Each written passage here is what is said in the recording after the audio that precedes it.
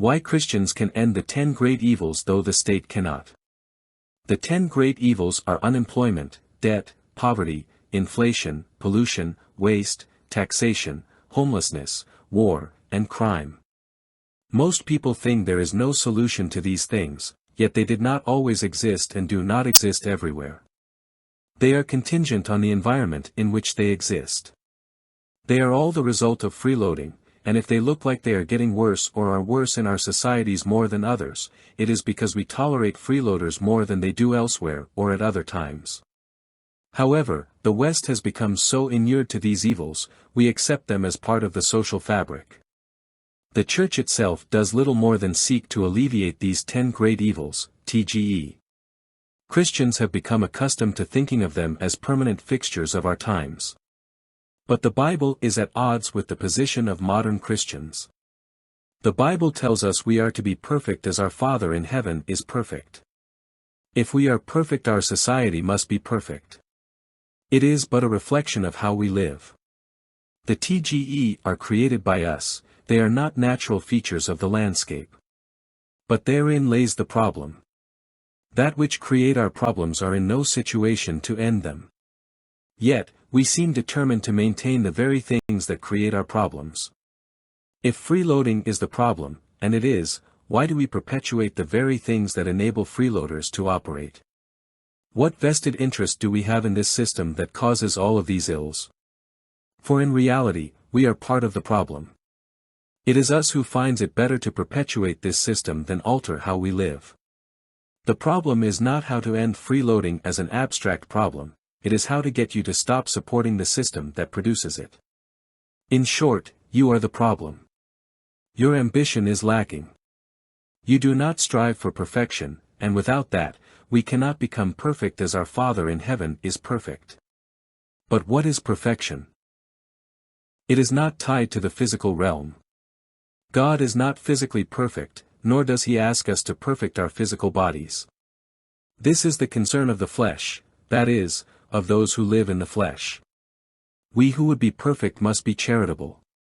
It is seeking ways to be charitable that leads to perfection. 1 Peter 4 verse 8. And above all things have fervent charity among yourselves, for charity shall cover the multitude of sins. This is not just an expression, when we are charitable, we hide sins. By this it is meant that freeloading is conquered by charity. Charity stands in contrast to parasitism. Christians are to be charitable because charity is incompatible with freeloading. They hold an inverse relationship. We must create value, if we wish not to be a freeloader. We are required to add value to assets. This is the simple solution to all of the world's problems. We simply must add value to the assets of the world. What is sufficient depends on our level of consumption. Those who consume less need to generate less value. Civilization is built on the excess value we generate, that is, the value generated above and beyond what is consumed. Civilization is a form of delayed consumption. To be developed economically, we have to amass capital. Much ado has been made about colonialism, about the idea that certain well-developed nations came and took over land occupied by less developed peoples. The assumption is that the earlier inhabitants had a right to the land they had settled. This is not so. We can only own what we create. This is the model created by God. No person created land, water or sky, and we have no right to it. However, the Bible says we have a right to our wages. We create the labor that generates our wages, so we do have a right to this. But we have no right to the resources which our labor improves. No one, and no group, has a right to what belongs to God. In fact, we lose any right to what is God's if we do not improve it. We have dominion over the earth. There is no justification for not improving earth, nor can we legitimize any claim to what we merely squat on. Those who are productive have a right and indeed an obligation to improve the world. Christians as a productive group have a right to have access to the resources needed for their work.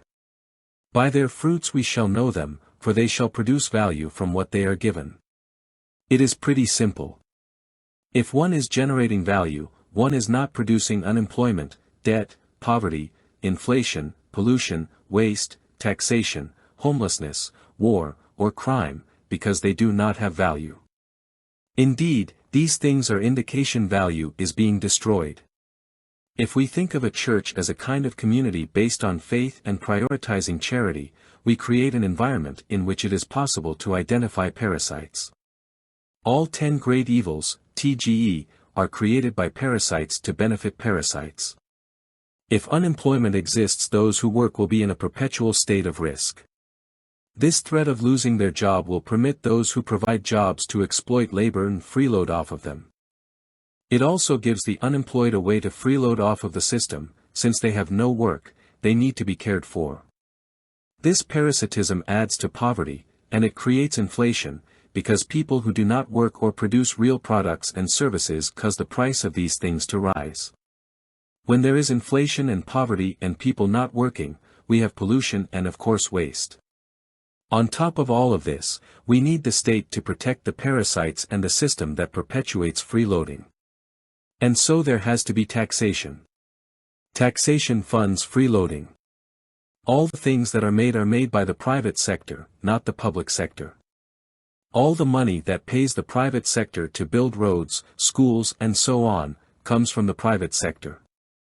The state is merely a scam artist skimming off the top in a kind of protection racket. In this version of the conventional protection racket, there can be no schools or roads and so on, unless we fund the state. But it is the state that creates wars and its laws create crime, but also the punishment for them, which normalizes crime and criminals. Without the state, society would not tolerate criminal activity. It would be stopped long before it became part of the culture. In conclusion, the difference between this world and the Christian one is freeloading. In this world there is risk and threats of loss, because there are liabilities. Ownership is not clear-cut. Ownership claims can and are challenged in this world. In the Christian realm, ownership is an absolute and uncontestable right. In the Church, all assets are owned by God and administrated by the Church. This is the people of God. We have dominion over the things of the earth because we are known by our fruits. We produce value through our labor.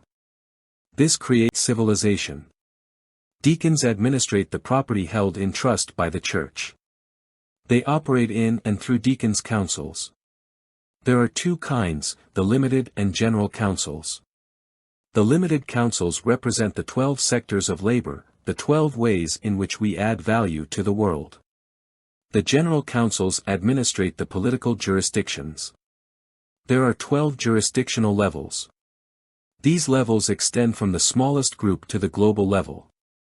This community structure serves as a way to create ecumenicalism without it being sidetracked by doctrinarian disputes.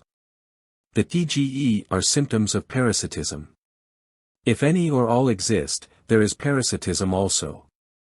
Any system with a state or that utilizes capitalism or socialism will have parasitism and parasites. The Church exists to bring people to Christ, but this is not as part of the fallen world. We extract them as we save them. If we are truly saving someone, we are taking them out of this world and bring them to a rebirth in the next. All it takes to end the TGE is a charity, and all it takes to start a charity is a few people who engage in cash-only transactions designed to help the group, as a nascent church. We are then, without excuse.